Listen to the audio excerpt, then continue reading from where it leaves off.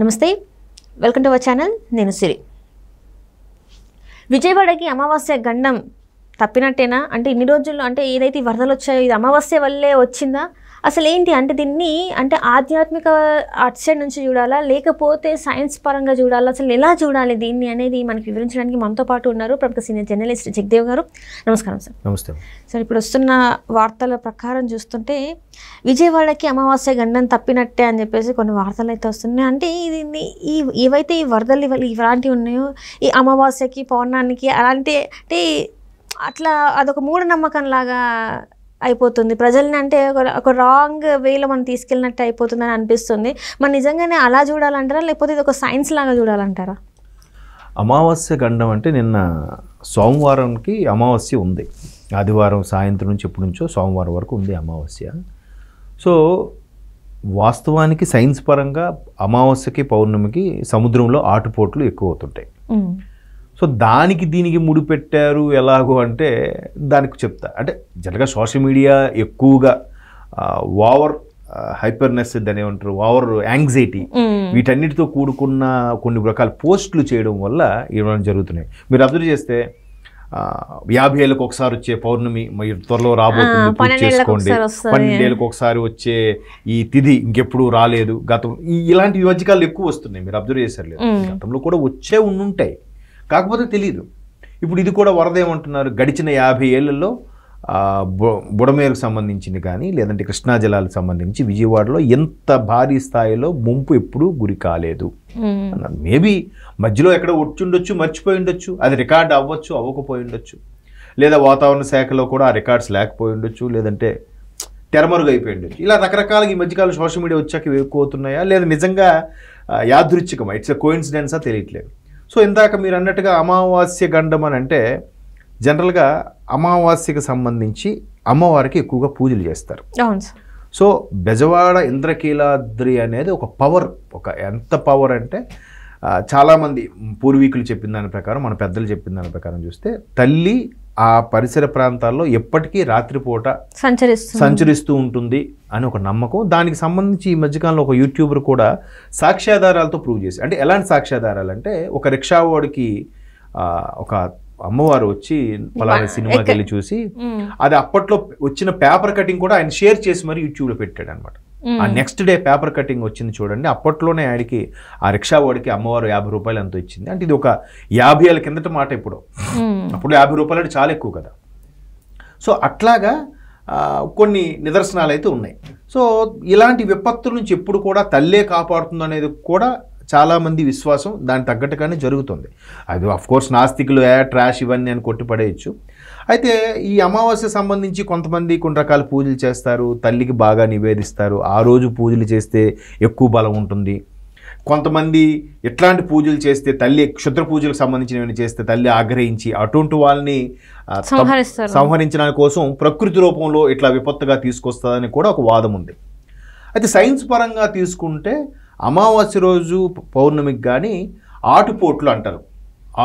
ఆటు అంటే లోపలికి వెళ్ళి లేసేది, పోటు అంటే రివర్స్లో కొట్టేది. సో అట్లా ఆ పోటు అనేది రివర్స్లో కొడుతున్నప్పుడు నది నీరు వెళ్తున్నప్పుడు అది సముద్ర నీరు మళ్ళీ వెనక్కి తన్నుతూ ఉంటుంది. వెనక్కి తన్నప్పుడు కృష్ణా జలాల్లో వచ్చి బురద, లేదంటే ఇప్పుడు ఆ బుడ మీద కూడా అలాగే కొల్లేరు వాటికి కలుస్తుంది. అక్కడ వరద కానీ ఏదైనా ఎక్కువ ఫ్లో అయినప్పుడు మళ్ళీ భారతదేశం భూభాగం అంతా కూడా తూర్పు వైపు వాలి ఉంది కాబట్టి మ్యాక్సిమం నదులన్నీ కూడా ఇటు బంగాళాఖాతంలోనే కలవడానికి main reason, scientific reason. So ఇట్లా వాలుగా వెళ్ళి కలుస్తున్నప్పుడు ఒక్కసారిగా ఆటుపోట్లు వచ్చి ఆ కెరటాలు రివర్స్లో కొడుతున్నప్పుడు నీరు వెనక్కి వస్తుంటుంది. మీరు అందుకే నదీ జలాలు సముద్రంలో కలిసే ప్రాంతం ఏదైతే ఉందో అక్కడ ఆల్మోస్ట్ ఒక 1/2 కిలోమీటర్ వరకు కూడా ఆ నది నీరు కాస్త ఉప్పుగా ఉంటుంది. మీరు అబ్జర్వ్ చేయండి. అంటే ఇట్లా వెళ్ళినప్పుడు ఆటుపోటుతో రివర్స్ కొట్టడం వల్ల కొంత నీరు మ్యాక్సిమం 300 మీటర్స్ వరకు కూడా నీరు ఉప్పుగానే ఉంటుంది. నది నీళ్ళు మామూలు తాగే నీరు పనికిరాదు అది. సో అట్లాగా అమావాస్య గండంతో కరెక్ట్గా వరద రావడము, ఆ నీరు రివర్స్లో పోటుగా కొట్టడము, వరద కూడా మళ్ళీ వెనక్కి రావడము, ముంపు గ్రామాలు, తీర ప్రాంత గ్రామాలు ఇవన్నీ కూడా ఇటువంటి ముంపుకు గురవడము, విపత్తుకి కారణమవడం, ఇవి రకరకాల ఎవరి నమ్మకాలు వాళ్ళవి. వాటిని మనం కొట్టిపడేలేం, అలాగని తోసిపుచ్చలేం. ఇది సరే ఓకే, మేబీ అమ్మవారిని నమ్ముకునే వాళ్ళు లేదంటే లేదు అమ్మ తల్లి కాపాడింది అంటారు. కొంతమంది నీటిని గంగమ్మ అంటారు, సముద్రాన్ని కూడా గంగమ్మ తల్లి అంటారు. గంగమ్మ తల్లి ఆటుపోట్లు ఎక్కువ వస్తున్నాయి, ఇబ్బంది అవుద్ది అంటారు. సో అట్లాగా నమ్మకం ఉన్నోళ్ళు ఇట్లా అమావాస్య, పౌర్ణమిలి, తిథులు ఇట్లాంటి వాటితో కంపేర్ చేసి చెప్తారు.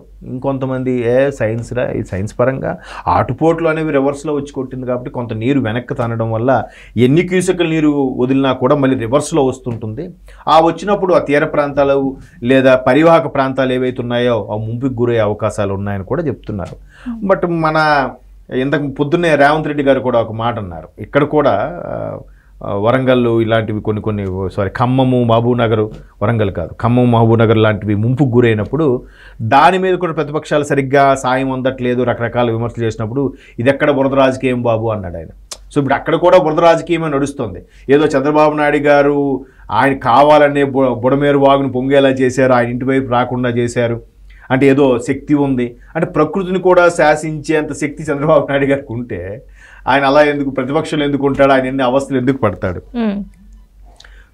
సో అలాగా రకరకాల విమర్శలు వస్తున్న నేపథ్యంలో ఇది ఎవరు అతివాదులు మీద అది ఇప్పుడు దాన్ని ఏమంటారు నాస్తికులు ఆస్తికులు అన్నట్టుగా, ఆస్తికులు అంటే నమ్మేవారు కాబట్టి లేదు తల్లి కాపాడింది, కాపాడడం వల్ల అంత ఇదైనా కూడా ప్రాణ నష్టం పెద్దగా జరగలేదు, అందరూ సేఫ్గా ఉన్నాము అంటే మరీ ముసలి ముత్తక కూలిపోయి పడిపోయిన వాళ్ళు కొంతమంది చనిపోయారు తప్ప ఎక్కువగా ఇబ్బందులు పడుతున్నారు కానీ ప్రాణ నష్టం అయితే ఎక్కువగా జరగలేదు. అది బై గాడ్స్ గ్రేస్, అమ్మ తల్లికి దయ. ఇది నమ్మే వాళ్ళకి, నమ్మని వాళ్ళకి ఏం కాదులే ఏముంది, ఇవాళ రేపు టెక్నాలజీ పెరిగింది కాబట్టి డ్రోన్స్ ద్వారా ఆహార పొట్టాలు పంపిస్తున్నారు, మనం టబ్స్ ద్వారా లేదంటే చిన్న చిన్న డింగిలు పడవల వాళ్ళు వెళ్ళి వాళ్ళు సేఫ్గా చెప్తున్నారు. అలాగే దాన్ని ఏమంటారు ప్రకృతి విపత్తులు వచ్చే టీం ఉంటుంది, ఆ టీము కాపాడుతూనే ఉన్నారు. సో వీళ్ళందరూ సేవ్ చేస్తున్నారు కాబట్టి ప్రాబ్లం లేదు, ఇప్పుడంతా టెక్నాలజీ పెరిగిపోయింది కదా అని నాస్తికులు అంటారు. సో మొత్తం మీద అట్లా సైన్స్ నమ్మే వాళ్ళు ఎలా మాట్లాడతారు, ఆ చేదస్తం అనుకోండి లేదంటే దైవచింతనం అనుకోండి దాన్ని వాళ్ళు అలా నమ్ముతుంటారు. అయ్యో ఎందుకు అమావాస్యకాయ సరిగ్గా ఇట్లా పొంగడం లేదంటే కృష్ణానది ఇలా అవ్వడం, విజయవాడకి ఇటువంటి విపత్తులు రావడం అమావాస్య రోజు కూడా ఇంతకుముందు ఎప్పుడో జరిగిందట, దాన్ని దీన్ని కంపేర్ చేసి ఎవడో ఒకడు ఒక సోషల్ మీడియా పోస్ట్ చేస్తారు. ప్రతి మంత్ అమావాస్య వస్తుంది కదా, ఎందుకు ఈ అమావాస్యని ఇంత స్పెషల్గా చేశారు? మరి యాక్చువల్గా శ్రావణ మాసం మొన్న అమావాస్యతో అయిపోయినట్టుంది, మరి అది తెలియదు నాకు. అట్లా మరీ ప్రతిదీ కూడా ఈ అమావాస్యకి ఇలా ఎందుకు జరుగుతుంది అని కంపేర్ చేసుకుంటే మనం ఏం చెప్పలేం. అంటే నార్మల్గా ఇది ఏదో నిజంగానే ఒక 5 years 6 years ఒకసారి వస్తుంది అంటే ఏమో అనుకోవచ్చు. మనం ఎవ్రీ మంత్ నార్మల్గా చూస్తూ ఉంటాం. అంటే చెప్పేవాళ్ళు కూడా ఇంత గుడ్డిగా చెప్పేస్తారా? జనాల్ని పిచ్చివారం చేయడానికి ఇలాంటివన్నీ పుట్టిస్తారా? మేబీ ఇప్పుడు సోషల్ మీడియాలో కూడా ఎట్లా ఇప్పుడు ఇటువంటి వార్తలు ఎక్కడ వస్తున్నాయి? సోషల్ మీడియాలోనే వస్తున్నాయి. మామూలు రెగ్యులర్గా శాటిలైట్ ఛానల్లోనో లేదంటే ప్రింట్ మీడియాలోనో రావట్లేదుగా. సోషల్ మీడియా ఎందుకు వస్తుందంటే సోషల్ మీడియాలో ఒక రకమైన స్వేచ్ఛ ఉంది అందరికి, ఎవడు ఏది నచ్చినా ఎవరికి నచ్చింది అది చెప్పుకెళ్ళిపోవచ్చు, చేసుకెళ్ళిపోవచ్చు. అదిగో పూలు అంటే ఇదిగో తోక అనే రకాలే. అరే వాడు అంత చేస్తే వాడికి అన్ని వ్యూస్ వచ్చాయి అన్ని లైక్స్ వచ్చాయని చెప్పి వ్యక్తి ఇంకోటి చెప్తాడు. అది నిజమా అబద్ధమా, దీనివల్ల ప్రజలు భయభ్రాంతులు లోనవుతారు, దీనివల్ల ఎంతో మంది ఇబ్బంది పడతారనే ఆలోచన ఎవరికి లేదు. వ్యూస్ వస్తే చాలు, ఆ వ్యూస్ వెనుక ఇన్కమ్ సోర్స్ అంతే. సో అలా భయపడాల్సిందేం లేదు. మేబీ ఇట్స్ అ కోఇన్సిడెన్స్ అంతే. Right sir, right. Thank you so much sir.